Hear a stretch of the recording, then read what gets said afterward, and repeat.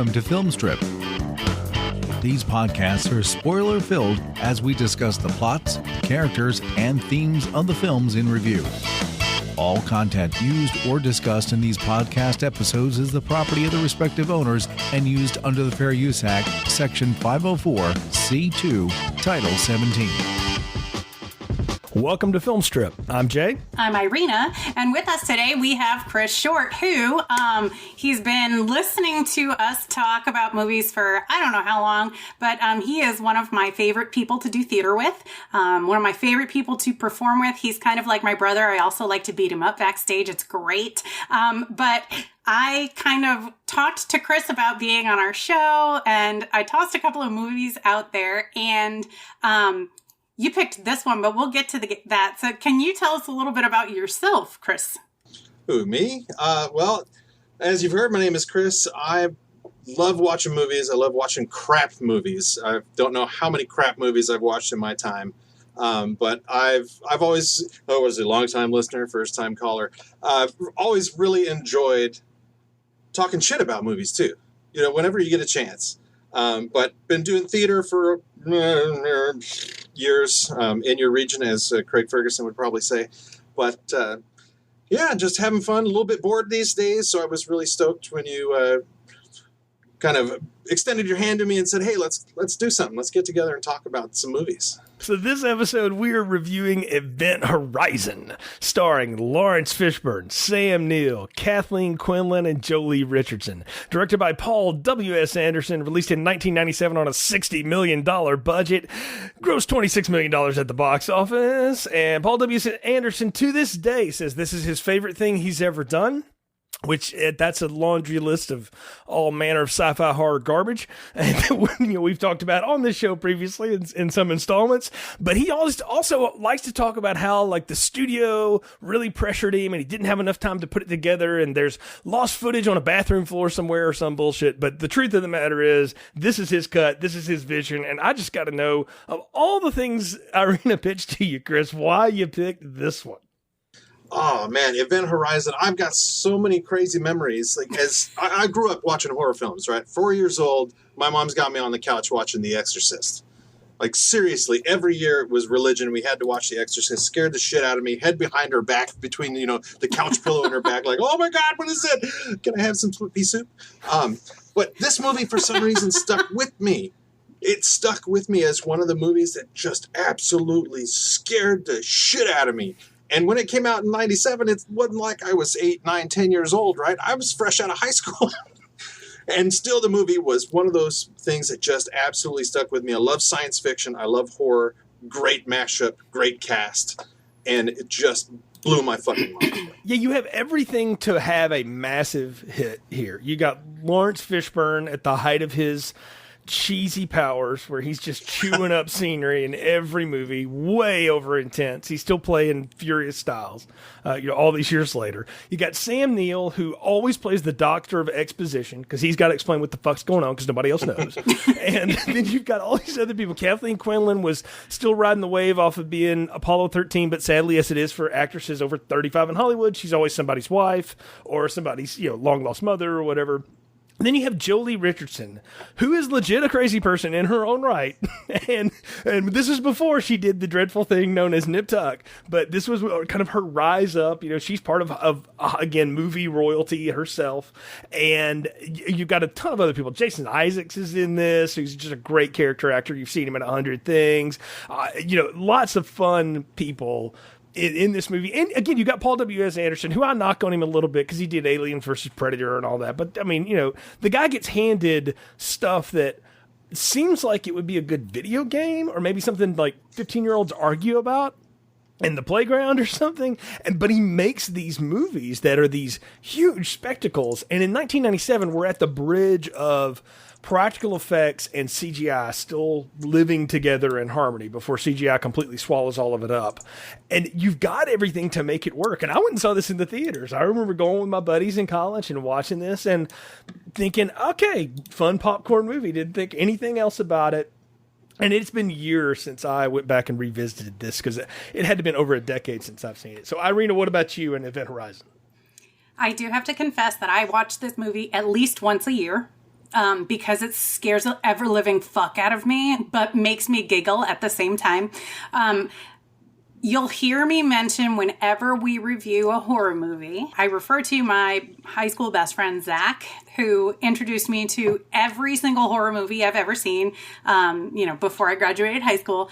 And he was a big guy in high school, and he would literally sit on my lap and hold my hands and make me watch horror movies. But this is another one that he said, hey, I got another one. I was like, oh God, we just watched all of Texas Chainsaw Massacre the past 2 weeks. Like, really? You got another one for me to watch now? And this is like, it's one of my guilty pleasures. It's right up there with Cube, which if you haven't seen that one, we should go back and recap that one. But it was one of those that made me cover my face, but like peek through my hands through the entire thing. And one I haven't forgotten. It's cool to find something that all of us have seen and have some background with. And I, like you, Chris, grew up watching horror movies. I mean, I watched Halloween. My grandmother was a sucker for like the old Hitchcock movies and Twilight Zone and all that. So I'd go over to her house and watch those. And she was the person that took me to see Friday the 13th 6 in theaters. And, so I grew up around this kind of stuff too. And I can't say enough how much Alien and Aliens had an influence on movies for decades afterward. And this movie in particular really borrows a lot from Alien. And that's a huge movie for me. I actually rewatched Alien before I watched this one again, because I had memories that there's a lot of stuff that crosses over between them. And it wasn't wrong. And we'll try to call those out as we go through. But yeah, this one definitely it should hit the sweet spot. I'm still blown away that it absolutely flopped at the box office. And the only thing I can attribute that to is in the late 90s, cinema was all about these auteurs and Tarantino and Kevin Smith, and we were doing these kind of independent, different films, and these big blockbuster horror action movies just weren't the thing people were going for at the time. No, everybody was going for some like teen story or something like that. They were like hearkening back to the 80s with their movies. So this one was completely out of the box for where everybody was at that time period. For me, in the late 90s, when it came to horror films, what was it that was really popular? Was it the Scream series that just started to come out? So it was parody. Yeah. Mm-hmm. Wes Craven was reinventing everything, coming back around after, what was it, Freddy's Revenge? I can't remember the name of that. New Nightmare, really the one that was meta, yeah. So, yeah. So it was either that or like Braveheart. Yeah, You had that. You had the hugely overblown biopic, or again, you had Clerks, or You're Chasing Amy, or something like that. So, well, Irina, since you're the big fan of this one, I'm going to throw it to you. Give us a plot summary. Tell everybody what happens in Event Horizon. In the year 2047, the spacecraft, Lewis and Clark, is dispatched to investigate a distress signal sent from the Event Horizon, a ship that disappeared during its maiden voyage around the planet Neptune. The Event Horizon's backstory, slowly sussed out by the Lewis and Clark's unfortunate rescue posse, is that the 7 years gone vessel has passed through hell, or a hell-like place, instead of reaching its intended intergalactic destination. Back to 2047. The crew boards the spacecraft, finding evidence of a massacre, and their own ship is damaged when the Event Horizon's gravity drive suddenly engages. The crew deduce that the Event Horizon and its crew traveled through a portal to a hell dimension, and the ship is now sentient, causing manifestations based on the individual fears of each crew member. The scenes that feature the missing Event Horizon's crew's eerie final audio transmission, later revealed to have an audio component directed a la Hieronymus Bosch, complete with an orgiastic display of violence, flesh-ripping, eye-gouging, there's a lot of bloody horror in this movie, and eyeballs get the worst of it, and rantings in Latin, the international dead language of panic and doom, are genuinely unsettling. They encounter all manner of evil spirits, manifestations. Several are killed or possessed until the captain finally detonates explosives, allowing a few crew members to escape in the forward part of the ship, while the back half is transported back through a black hole. The surviving crew go into stasis, awaiting rescue, and are still haunted by nightmares of what they saw as credits roll. And I had to throw this quote in here because I felt like it was so applicable, and I really wanted to be able to say some of these words. The year is 2047, the place is Neptune's orbit, and the psychological mindfuck factor is off the charts for the rescue crew aboard the Lewis and Clark. The film Event Horizon, named for a long-lost spaceship which has maybe been to hell and back, and it's one of the most underrated space horror flicks ever. So that quote I found on All the Reasons Why Event Horizon is a hell of a good time on Gizmodo. Very cool. Gizmodo's a fun site, or it can be. I want to ask y'all one question, too, and I'm glad you called it out in the plot summary there, Irina, about Latin. What is it you think about Satan that, like, when he got to Latin, said, you know what, this is it. We'll just stay here. It's probably one of the older known languages that, you know, they could throw in this movie and say, okay, maybe somebody will friggin' understand this shit. Well, if it wasn't Latin, what was it going to be? Aramaic? Yeah, right? I mean, something that you can't do. I mean, I always love that trope in the Satan movie or whatever, the hell thing. We have to go to a language that no one knows except like the old priest or some random, dude, the doctor in this case.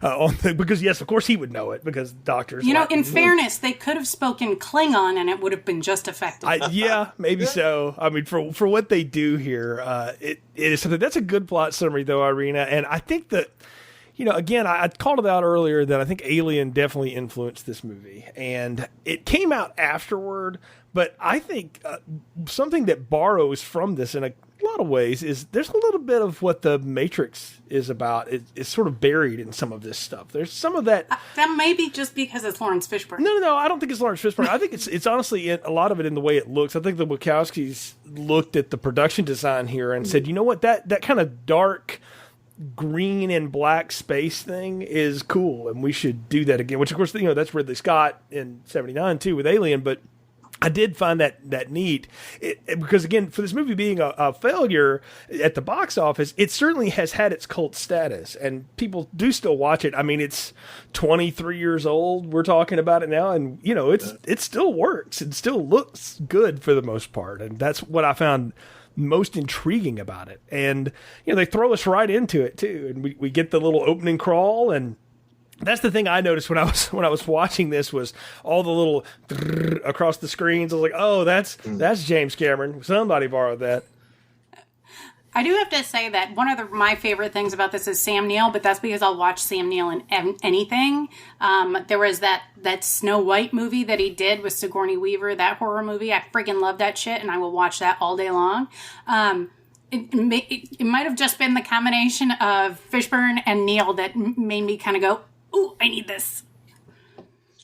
Yeah, they're fantastic, and it's hilarious that you brought up The Matrix, because to me, there's just a couple of lines throughout the movie with Larry Fishburne. This is only 2 years before The Matrix, right?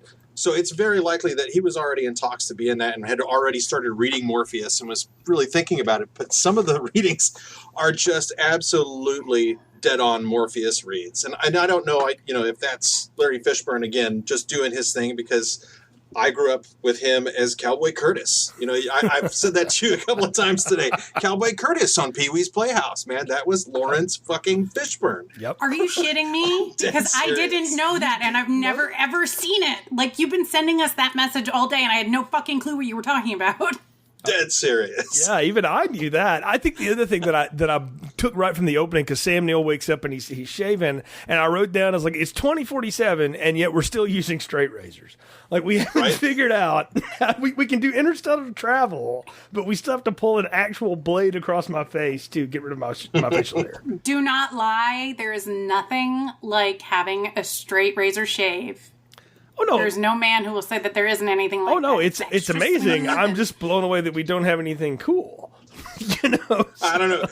My only reference with a straight razor is Sweeney Todd, so I'm like, hey, that's all right. That's all right. It's a great weapon. I mean, why not carry around a straight razor? My father used to warn me about women that he called razor-toting women, and that's what he was referring to, is one that kept them down in their purse or down in their boots or whatever. But I know, the ship design, though, is really cool here, and I really like that they lean into the idea of the used future. Everything's not pristine, it's not gorgeous, it's functional.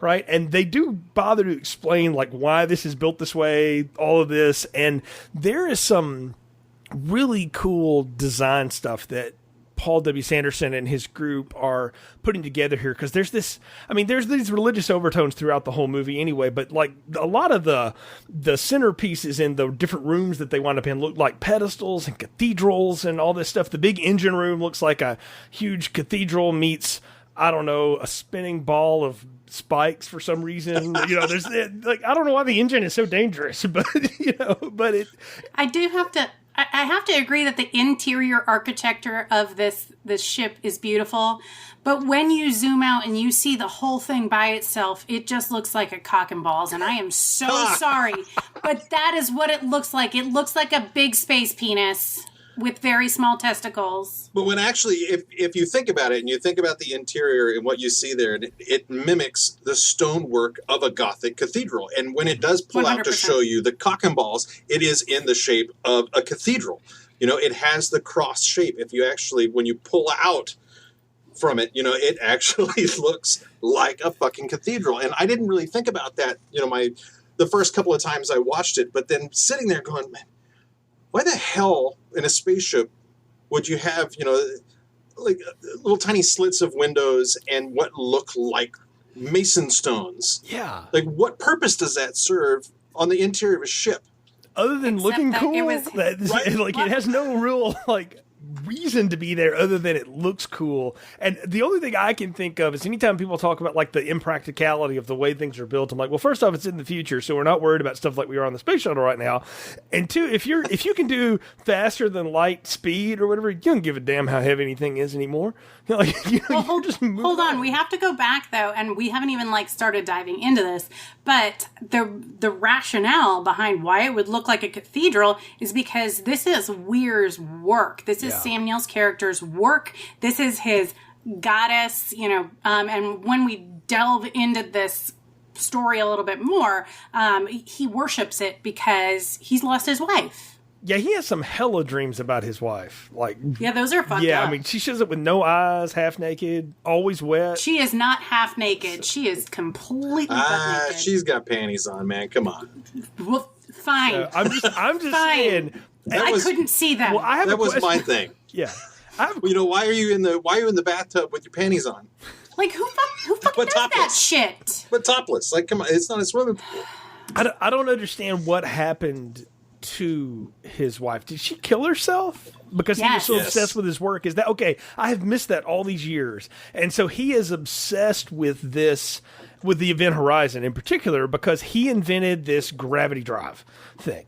And it's one of the first things after they wake everybody up, he has to explain the big plot device, you know. And I called him Dr. Exposition because he does this in all the movies he's in where he's playing some sort of authority figure. But I loved his little analogy, and I've seen it used in other things too, where he takes the Playboy centerfold in half and pokes the two holes through it. It's like the fastest distance is to close the distance between the holes. And I like the layman's way that he has to get that out because the crew has no idea what the hell he's talking about. And that's the fun part is Lawrence Fishburne is like, English. No, really, English, please. Like, everybody's giving him hell for it. And that's what he comes up with to describe it. It was effective and amusing at the same time. So they set the tone as this is not going to be such a serious flick. Like, it starts out with these little comedy moments and you go, okay, so where are we going with this?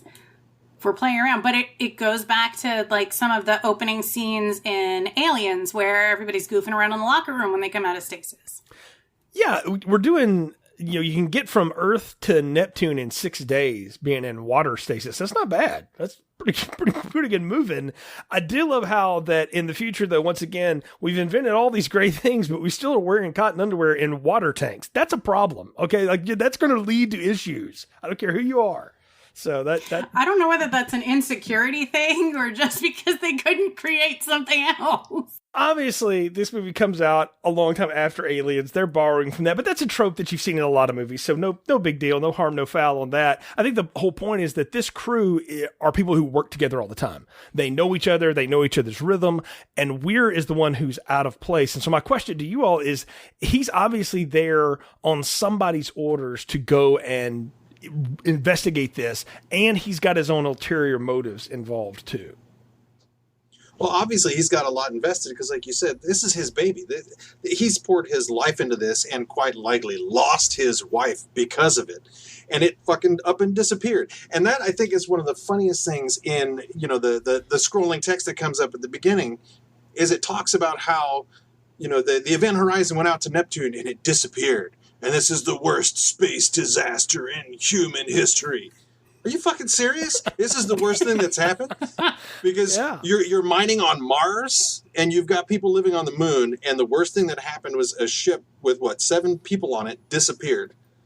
I'm like, wow. I find that hard to believe. Well, I actually am going like, man, credit to the space program because that's, I mean, no offense. We've had bad things happen in that because that's the risk you take when you're fighting all manner of physics and math to do these things.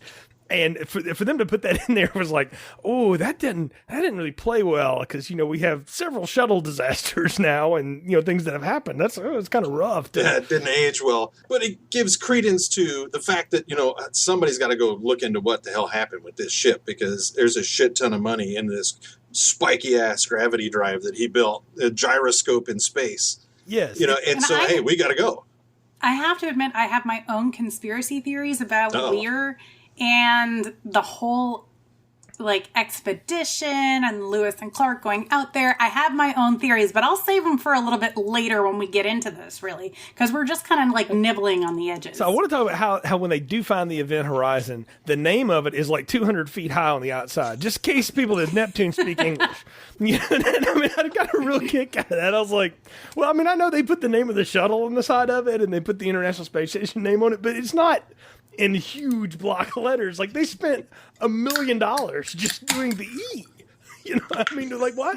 That seems like a design problem to me. I don't know. I thought it was for the visually impaired. It was the visually impaired. They wanted to make sure they could see it out in space. Because we want Geordie LaForge leading the exposition. Yes, that's they had to be able to see it through the clouds in space that surrounded the whole fucking thing when you come up to it. That is true. There are now nebula clouds in space, which I mean, Star Trek taught us that could exist. So I'm okay. These aren't even like nebula clouds. These are straight up fucking storm clouds, man. You're being nice. Well, I mean, it is and this is one of my favorites. It's the atmosphere of Neptune, and that's the funny shit. Is they're like it is within the atmosphere, you know, but it doesn't seem to be a problem as the movie progresses because there ain't no fucking clouds anymore. It's just that opening reveal is, you know, let's make this as dramatic as we can. How can we do that? It's around the fucking planet. But two things. Clouds around the planet and a lot of timpani drums. And then, and then that's what we have. And then when we're done with that shot, we'll just move on to something else. Because we've got to spend money on, again, the most inconceivable piece of engineering I've seen in a sci-fi movie in a long time. When we finally get to see the engine that this guy's built, it's pretty freaking amazing. Like it is a gyroscope made by the Cenobites from Hellraiser. Yes. And, I mean, the whole room is meant to kill you. It is Cerebro from hell if you're an X-Men fan. Well, and even getting to the damn thing, you have to walk through a fucking circus walkway that's spinning all around you, meant to make you vomit. Yes. Oh my gosh. And they don't tell you anything about what purpose that room serves. It's just there to make you uncomfortable and be like, you are on the way. Is it there to make you vomit or is it hypnosis? I just want to put it out. It's supposed to be. They do drop a line. It's some kind of gotta reduce the magnetic density as you're walking into the core, some yada yada bullshit. We're gonna mind fuck you now. Is really what it meant. It is, like you walk in here, you go back out. If you walk down there with your keys, you are fucked. That is all I know. Like, if you got buttons on your uniform or a zipper, I'm sorry, you're now part of the law. Yeah, anything, right? Yeah, you're coming apart. Yeah, welcome to the fucking MRI. Yes, exactly. It is the MRI from hell leading into the gyroscope from hell. It's really wild. Like I got this whole steampunk vibe off of it too, and I don't know that seemed to be a clash with a lot of the other dynamic that we had going here because we've called out the cathedral designs and the phallic symbolism and all that shit, but now we have the steampunk stuff too, which is just, like I said, it's a very different vibe. Well, like spinning razor blades. So again, it goes into that. Why? Who the hell would design this thing with so much danger around it? It's like, hey, man, not only is that thing dangerous, the whole fucking room is dangerous. Right. And they do find the recording of the last moments of the event horizon. And I wrote down another note. It's 2047 and we're still using CDs. In 1997, I knew what an MP3 was. I was on Napster, so were all of you. So, I mean, we went that I was not yet. I'm just putting it out there. I was not. That's because you were a baby. Stack. So. It was a pure stack of stereos, man, left and right. You're like, oh, look, how many different CD players do you need? And there's only the one. Yeah, right. And I love it's just all kinds of carnage. It reminds me of a disc I had that I used to play on my parents' porch for Halloween. that was just spooky noises of the dark or something like that. It's, maybe in 2040 we go back in time and we start using CDs again. I mean, At least it wasn't a laser disc. This is true. They could have put a tape in. If they put a cart tape in, I'd have been at home. That would have been my radio days. But now I want to ask you, Irina, about one of your conspiracy theories. Okay? Because I have a feeling that the reason this is all designed so funky is there's a reason for it. But I want to hear your thought. My conspiracy theory is that Weir was one of the first on the crew, and he went back to bring other people back to fuck up with them. And that's what the goal was, to fuck them up, pardon me. But that was his goal, was to go back to continue feeding this thing. Interesting. That he created. Interesting. Because who's really going to send people back to find this ship? That's my theory. And that's why he goes back. Like, my whole theory is that he was there before and he was the only one that survived and he went back, but nobody knows he went back. And he just wanted to bring more people back to throw into this hole because he wanted to know what it was, or because he was already being controlled by the ship. See, I thought this was just a real sci-fi horror, What Dreams May Come, and he's trying to get back to his wife. Like, I thought he knew I believe you, he knows what happened, and he's not telling, so he's just trying to get back to her, and he thinks if I can get out there closer again, I can bring her back, and if I have to sacrifice a few, space truckers, who the hell cares? And maybe the ship, said, if you bring more back to me, then I'll let you go see your wife or some shit like that. But he was already seeing her. Come on.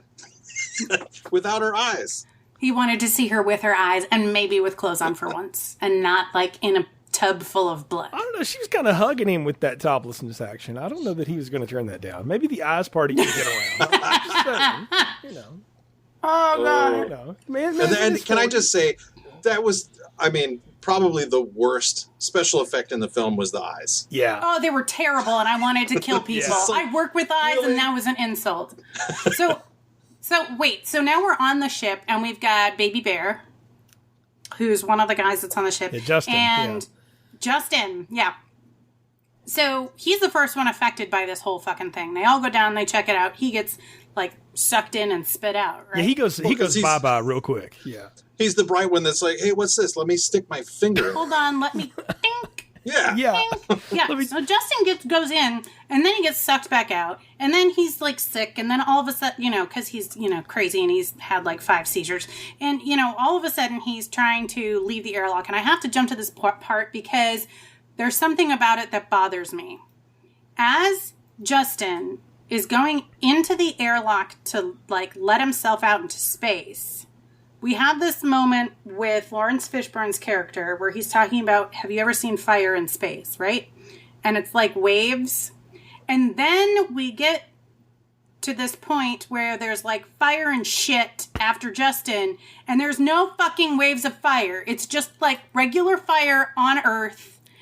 And it drove me fucking crazy, and I just had to say something. I got to tell you, I think that was they were having a discussion in the production design, and they realized, how many fucking people know what goes on in fire in space? No damn one. Just let it be fire, and then that's Paul W. Yeah, pretty much. They pretty much said everybody who's going to watch this movie is a fucking idiot. Right? We're not going to have NASA astronauts watching this, and if they do, so what? They already bought their ticket. Who cares? It's not like nowadays when you've got people like I read out Ain't It Cool News, and they've got the guy Copernicus, who is a professor at UC Santa Barbara, who watches all these science movies. And he's like, let me tell you how you fucked up the science on this one. Yeah, Neil deGrasse Tyson does not believe in the gravity drive. I could go ahead and tell you. For sure. We got to talk about it, too, though, that Justin loses his mind because he has what I call a sphere moment. And I know that movie's around the same time as this, but the book had been out for 10 years by the time this came out.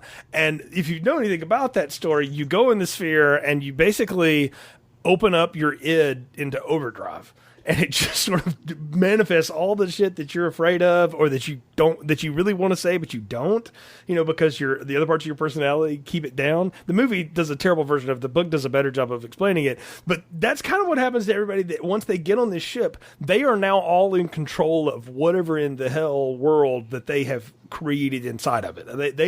They're seeing manifestations of stuff. Peter's the Kathleen Quinlan character has a son who's got injuries and things like that. And so she sees these horrible visions of him. His legs are all busted up and just, Mommy, let me out of the blue cage and all this other crazy shit. And you can tell like everybody here is having some sort of a freak out around the thing they're most afraid of. And that's what this ship does is it manifests your fears so that you turn on each other and you slaughter each other. At least that's kind of what I took happened to the first crew.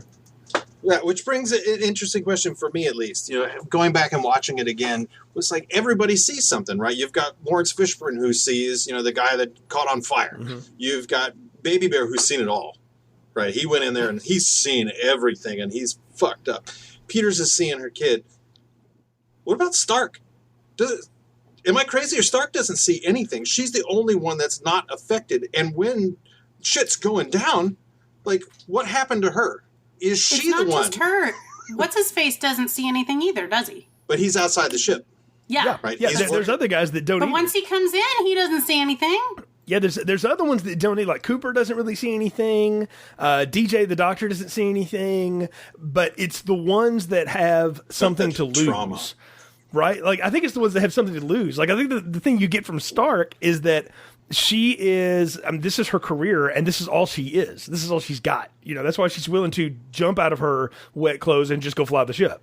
Because this is what she does. Everybody else has a past or a bad memory or something. I also chalk it up to the fact that Paul W. Sanderson was very clear that he did not want this movie to be too long. And if we got too many people here, if we do everybody's fear, this is going to be 2.5 hours long and nobody's going to listen. So, or watch. So, I mean, they did gloss over some of the people for sure, but I do like these other characters that kind of circle around all this stuff, because Cooper is one of the maintenance guys, and he's always trying to hit on Stark in just the most machismo, stupid way, and she just throws it right back in. I got a very much like a Vasquez and Bill Paxton's character in Aliens vibe off of the two of them. Irina, the way that they went at each other. It's one of my favorite relationships to focus on. They're always fun.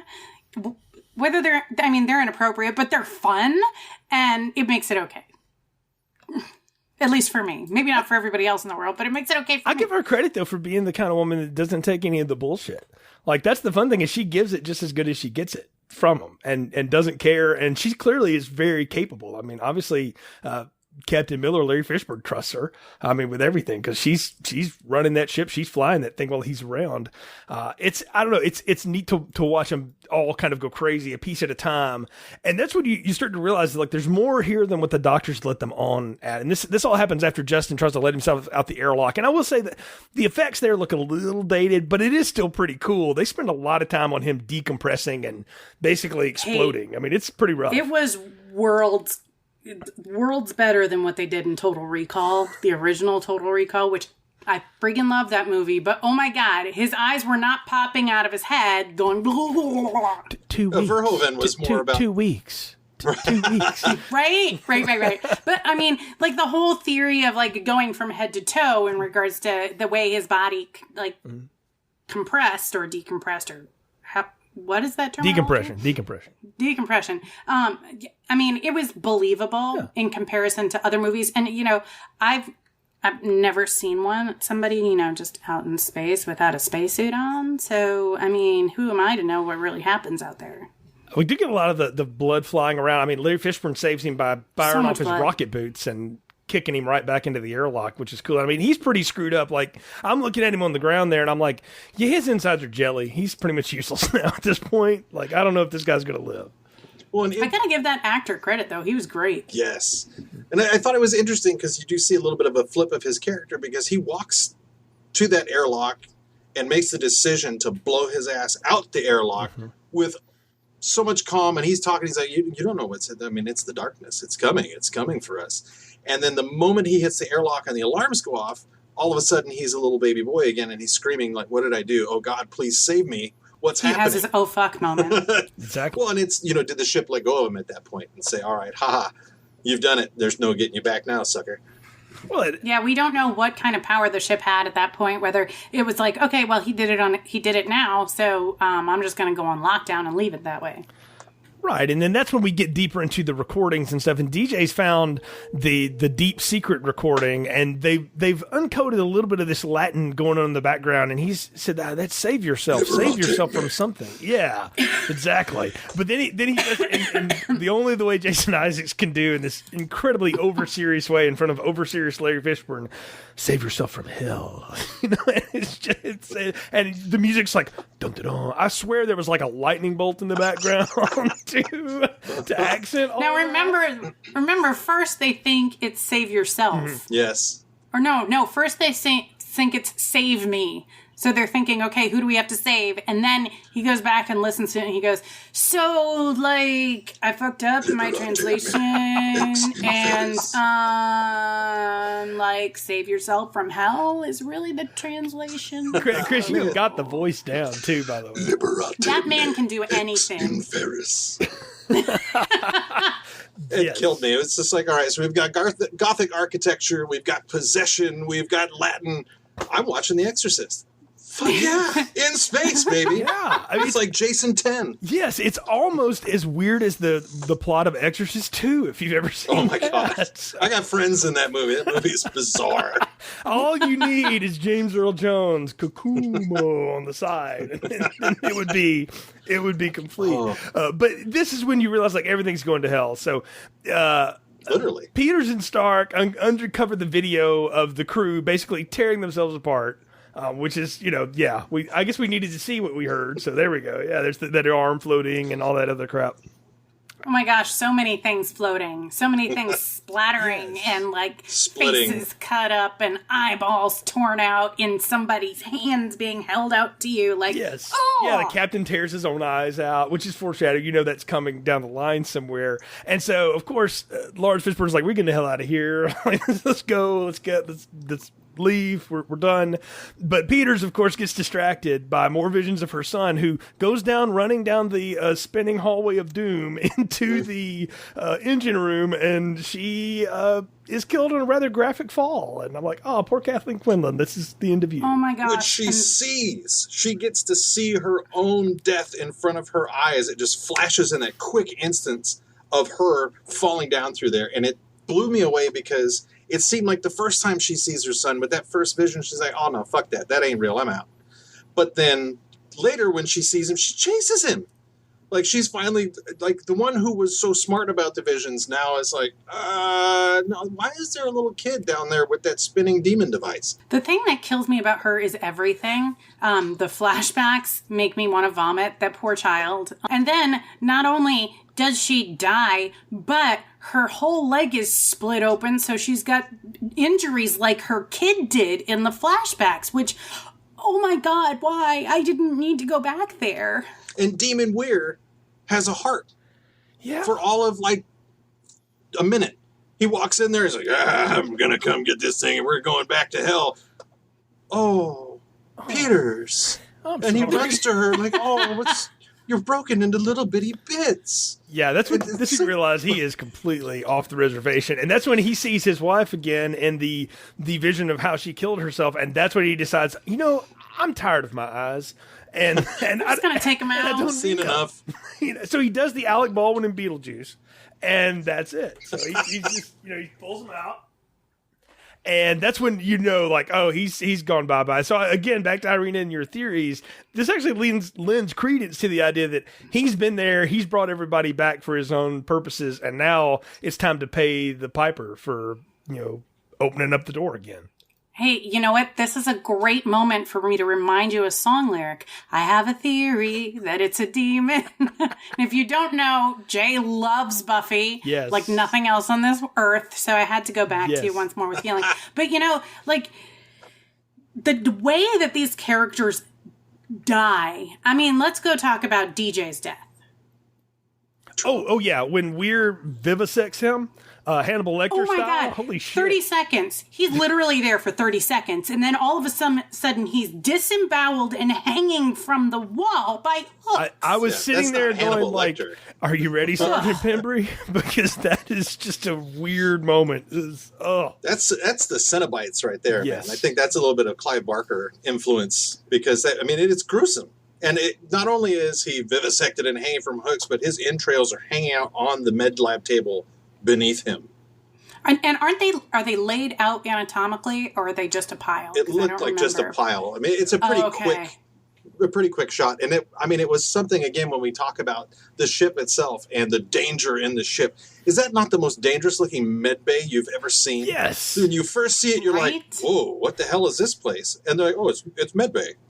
The bridge where there's like webbed flesh and blood like stuck to the wall, like literally like freaking spiderweb cocoons, and there's another Aliens moment. Like, it's the same shit on the wall, only red. I was talking about the reason they're flying the Event Horizon around is the gravity drive fired earlier because Weir started it up, we find out, and it blew up the Lewis and Clark, or it damaged it enough, and then Weir has set all these explosives on the Lewis and Clark. I got a lot of questions about the amount of explosives that are on these ships, by the way. It's like, now, don't forget to build in the random self-destruct functions, because everybody will want that, especially on the LX model. Well, remember, they had to have a lifeboat in case something happened to this black hole gravity drive. It creates a singularity, so like shit's going to go wrong. So obviously we need a way to get away from that. Right. But then, the logic and the science comes in like, well, if that were to happen, it doesn't matter how big that explosion is, you're not going to get away. Yeah, the They don't need the to know door that. closing is not going to save you on that one. I'm sorry. Bye-bye. So yeah, that's not going to help. The big bad wolf is blowing already, and it's not going to do any good, little pig. But yeah, we have all these explosions and all this shit going down. They're trying to fly the gruesome ship out of there now. The possessed Weir has blown everything up. He kills poor Smitty because he hid one of the depth charges or whatever in there. And I hate to see that poor guy go because he just really did not want to be there. He was very much the Dante of Clerks. He wasn't even supposed to be there. He didn't want to be there, and he gets his face blown off for it. I love how Cooper gets blown out into space, though. Some really good effects there. And the way he decides, like, okay, I got just enough oxygen to blow myself back to the other ship. And I'm like, okay, I get that. But then what? Like, what is your plan? What about this is a good idea, Coop? What is a good idea? So, I do want to go to a special effect that happens before Cooper gets back. Maybe it's a makeup effect. But can we talk about Weir in the captain's chair and the way they did his movements? So he literally looked like a claymation doll whenever he was getting hit in the face. Because there was something about that was not right. Because now he's bald. He's bald, he has no eyes, and somehow he has managed to stitch them shut after killing DJ. And then he's got, like, his whole skin is, like, cracked like clay. I still don't understand all of that. But the way that this thing that's supposed to be him moves, and by the way, he's naked, but he does not have a penis. He's like a fucking Ken doll now. Well, there are some things where you see that, right? So when he kills DJ, in that 30-second, or 3-second vivisection, the last thing he grabs is a suture and a needle. But you don't see him stitch himself up. But it's interesting because all the cuts on his face when you see him in the captain's chair, I think in that quick orgiastic video that we saw earlier, there's someone with, like, barbed wire that's wrapping it around their skin. Yeah. And they're cinching it tight. So it's mimicking what we saw there. How the fuck he did it, and he must use a scalpel because he doesn't have fucking barbed wire down there. I took it as he was just in full Cenobite land at that point. I mean, really, this movie has become a Hellraiser movie at this point in the third act. And look, there was a Hellraiser that was in space, and it's not nearly as good as this. So, so Paul W. Anderson improved that by a factor of 8. So, yeah, it's full bonkers at this point, this movie. And it's actually when the movie won me back, because I'm not going to lie, during the second act of this, I started to go like, oh man, this is just cheap ass bullshit. Whatever. It does slow down for a little bit, too. It drags like hell. And that's why I'm like, everybody's clamoring like, get the unused footage back. I'm like, this movie did not need to be longer, I promise you. And when we get to the third act, and all of it goes literally to hell, is when this movie improves dramatically. Like, it is so much fun. Now, everyone in it, all of these actors, capable of incredibly deep emotional performances and comedic performances too, and good action stuff. And they decide, we are going to ham this motherfucker up like nobody's business, and they totally cheese this thing to death. And that's what makes it so much more fun, because Weir starts giving exposition to Stark before he is going to do vivisection to her, we assume, about how the Event Horizon found this place of pure evil and chaos, and the ship is indeed now that place come to life. And he transforms himself, right? We get into that kind of that clay look that you were talking about. All of a sudden, motherfucker's got his eyes back. Yeah, And he's got broken skin and naked Barbie man, you know. Yeah, where did his eyes come from? Oh, wait. So he burned up, and then the ship brought me back. He blows up in the explosion because they split the ship in half with an explosion. We've already talked about that, but he's still living through part of that. Like, amazingly, he survives that and has been brought back to do the vengeance of the ship or something. I don't know, of the hell place. Who knows? Maybe it is about sacrifices. Maybe lends credence to Irina's conspiracy theory that, he not only is he the first one, but he is the ship at that point. Ooh, I like that even better. Yeah, I think you're onto something there, Irina. I think you've nailed it too, Chris. I mean, he is definitely back, and that's when Cooper shows up as he's about to kill, right as Weir's about to kill everybody. And again, some of this movie only really works because people make the stupidest decision they possibly can at the right moment. And Cooper made the dumb decision I'm just going to fly all my oxygen out and land on the window, and hopefully somebody will let me in. Hope I get the right part of the ship. And then Weir decides, I'm going to shoot this gun at that window. Oh, God. Because that always works well. Well, and can I just say that exact moment that Cooper has out there on that broken-ass piece of the Lewis and Clark was stolen straight up and reproduced. And it took me a while. I'm sitting there like, where the hell have I seen this before? Lost in Space. The new Lost in Space has that exact same fucking scene, but now with two people, because you got to make it better.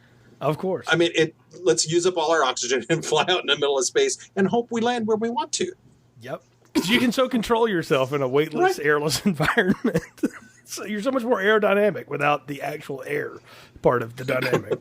But yeah. And it's a shame his Cool Whip and nail gun did not fix their poor little ship. It did not. Yeah, but he did fix it for a while. But yeah, that's when Weir gets sucked out and then comes back as his even more demonic. Yeah, so self.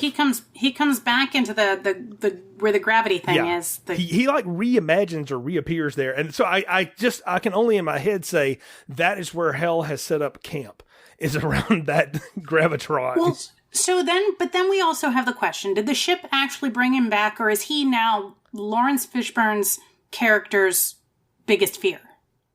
And is that why he shows up again? Because he does show up as the crewman that burnt up. Yeah. He shows up as the crewman that burnt up, and then Lawrence Fishburne is able to grab the detonator and blow the bridge between the front of the ship and the back end of the ship. So, there's so many different ways you can interpret everything that goes on in it, which is really funny for a movie that flopped. But, I mean, we don't... I think that they leave those questions up to us as the viewer to kind of say, okay, where's the twist here? Because it very well could be this is his new fear. I think you've hit on it, is that Weir is now the ship, or the manifestation of what the ship can do and all of that. It's its envoy, whatever you want to say. And yes, he does manifest Captain Miller's worst fear. But Miller, being the strong-willed person he is, sees right through it. And Larry Fishburne, being the cool dude he is like, and grabs the detonator, blows the back of the ship out. So Cooper and Stark escape in the front part because they're still alive, and that takes everything back into. Oh, and Justin's still in. And Justin, yes, Justin is in space. David Bear's still there. Yeah, well, I forgot. Yeah, well, Justin nearly crushes himself to death in zero gravity, and then we throw him in a tank. So you kind of forget him until the very end, and they tell him good night. I'm like, this guy's dead, y'all. You're just. I hope you have great... we don't know what's going to happen. I hope you have great space hospitals wherever you're taking him. He's going to need a lot of therapy, not only physical but otherwise. But yeah, I do love that. And then we have all of the. I mean, that's the end of it, really. And Evil Weir, of course, was still talking smack right up to the very end. I got to say, the explosions are really good. Like, again, that's part of that marriage of CGI and practical effects that I just miss sometimes nowadays. And this was right in the cusp when we were making that jump over. 2 years later would be the Phantom Menace, and that became the thing everybody did for a decade and a half. Oh, and the practical set. You know, the set for this thing was absolutely fucking enormous because, as they said, we wanted to build a place that you could walk around in for days and not run into somebody else. You know, and that was a really big thing. And they took over something like between 6 and 9 different studios or sound stages, rather, to build the Event Horizon. And I think that's incredible because that really lets everyone in the audience get immersed into the world as well. You guys are better than I am. I never actually delve into all those little trivia things. So I'm really happy that you brought that up because there is something to be said about a set that you can visualize touching. There's so many things like now when we watch some of the Marvel movies, like you look at it and you're like, nah, I know that's not real. And with this one, there was that definitive tactile ability, tactile visual. Yeah, it looked like a real thing. In the depth and the design, When you talk about how many different sound stages they took up building this thing, it's amazing. Nowadays, it'd be like a stage and a half, and it would all be green. And I mean, and some of that stuff can work. Again, I'm not dogging those. I like those movies too.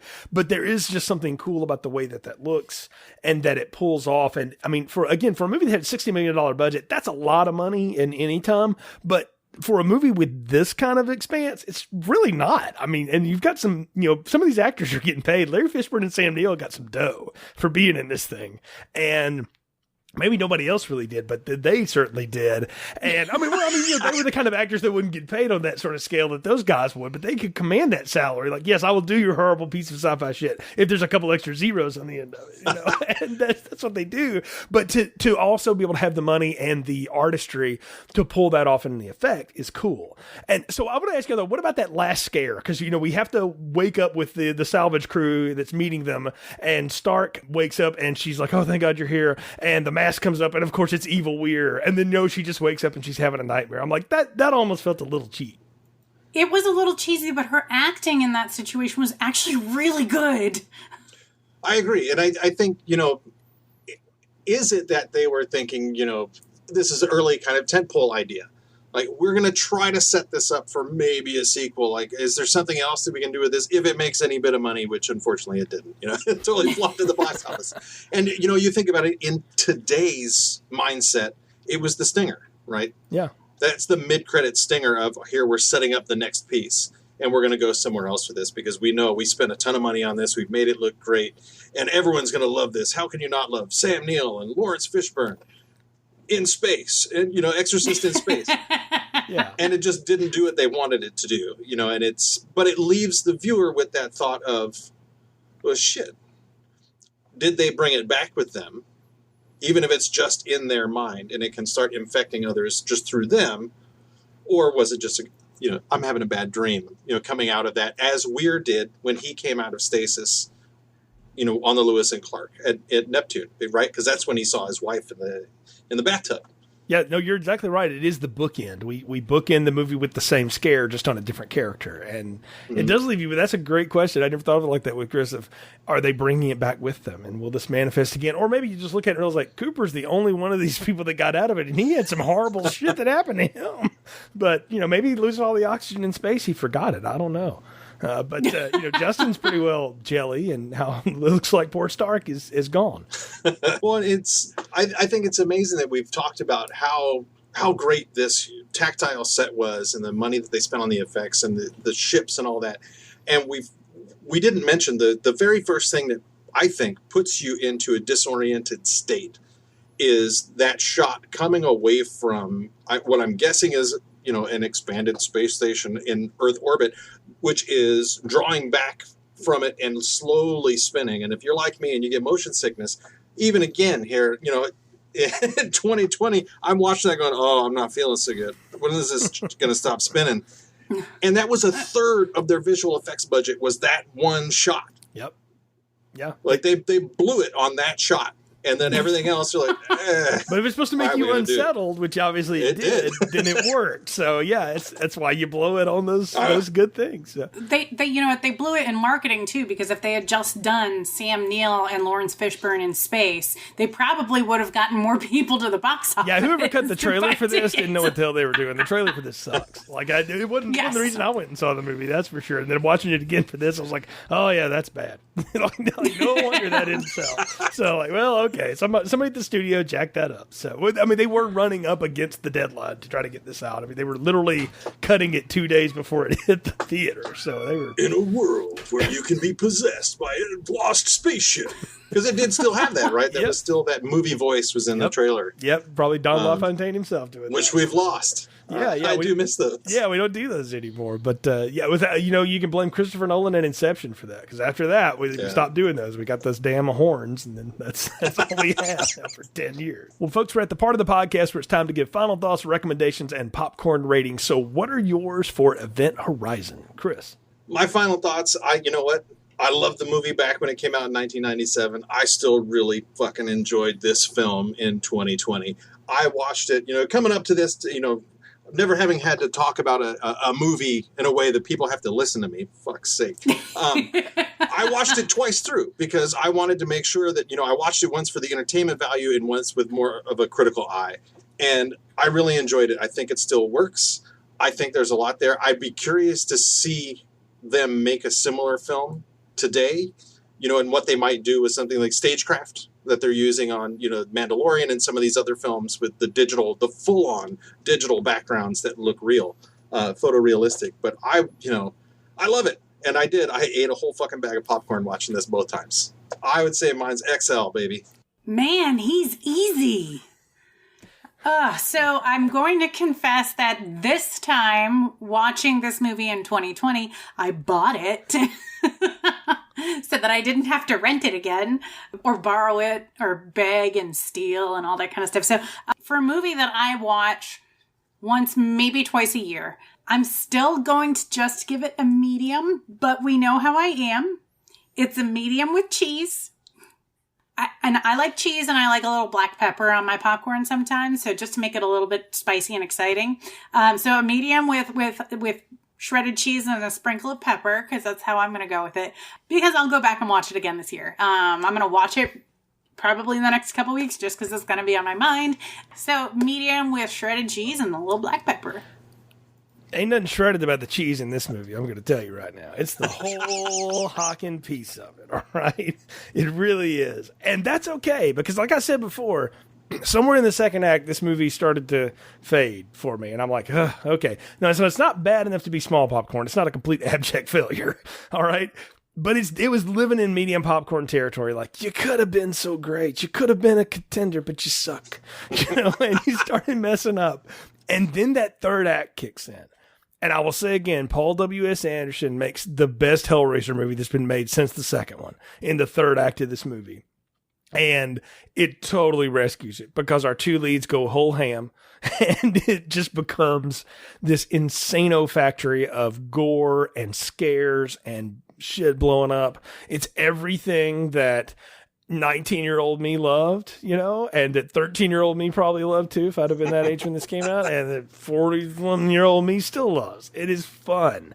That's the thing about this movie is you going to watch this, you're not going to watch Interstellar or 2001 or hell, even 2010. You are going to watch Space Gore.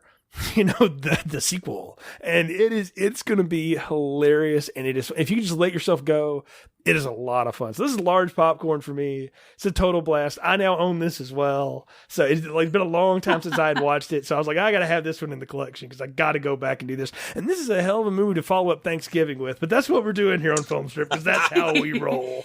I'm gonna digress here. One of the things we didn't talk about with this together is the score. That Michael Kamen did the score for this. He did Robin Hood, Prince of Thieves, Die Hard, Lethal Weapon, Mr. Holland's Opus. He did all of these other great movies. The score for this was good. I just kind of want to put that out there so that we don't leave that sitting over there in the corner. No, it's completely exactly what this movie's supposed to be. Like I said, it is completely cheese. But that's what this movie needed. I'm sure he was sitting there watching this going, okay. Just, ham it up with the synthesizers. But which is funny for me because I was sitting there going, was there a score in this fucking movie?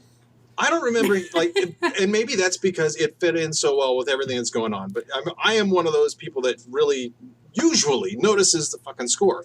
Oh, they're manipulating my emotions again. Ah, fucking shit. Trying to make me cry. And here, it was the void in certain places, of course, where they're going for some of those good jump scares. It's good sound effects. I just really didn't notice it. It's good sound effects mixed with good stings, and then the end credits are where he really shines because he and Paul W.S. Anderson created a synth pop band to do that Daft Punk thing. Which I will, I'm a sucker for that. I liked it. I was like, well, that didn't really feel like it might as well. I think some of the things that are wonderful about the score is that we don't notice it's there so much. You don't always have to have some dramatic theme like Star Wars always has some main theme, or Harry Potter, or Marvel. Or it doesn't do the John Williams obvious thing too, like Jurassic Park, like it's magical, it's wonderful, love the dinosaurs, all that shit either. I mean, so at least it didn't do that. I'm with Chris. I didn't notice it, but I knew it was there, and I think that's a testament to how good it was. It's just that, again, the Daft Punk song at the end, I'm like, well, okay, I guess that's where we decided to... It was the right year for it. Come on now, they were big. Yes. Around the World was big then. Yes. It took me back to like the early to mid-'90s. There was a group out of Norway or Finland called Future Crew that was putting together electro-pop music just like that. And when it came on, I went, oh... There's the music. All right. Yeah, it's very Euro pop. Roll exactly credits, right. Baby. Yeah. Remember when U2 decided to do that on a record? So, it's all... We're not going to talk about U2. Is that when they gave it to us for free and everyone was like, fuck you? No, that was the really bad album. A bunch of droll... They didn't have any good ones. But obviously, it was a real blast talking to you both about this. Chris, thanks for coming on Film Strip. Definitely have to come back on again. Hell yeah. Thanks for having me. It's been a lot of fun. Always is. Folks, you can find the archives in your podcast feed of this show or on our website, filmstrippodcast.com. Please leave us a positive review wherever you find the show. Follow the show's social media on Twitter and Instagram at FilmstripPod, and search Filmstrip Podcast on Facebook to connect with us there. We appreciate your support. Until next time, for Chris and Irina, I'm Jay. Thank you for listening to Filmstrip. Thank you for listening to Filmstrip. You can find more episodes on our website, filmstrippodcast.com. The Filmstrip theme music is produced and performed by Frozen Lake 121. All content used or discussed in these podcast episodes is the property of the respective owners and used under the Fair Use Act, Section 504, C2, Title 17.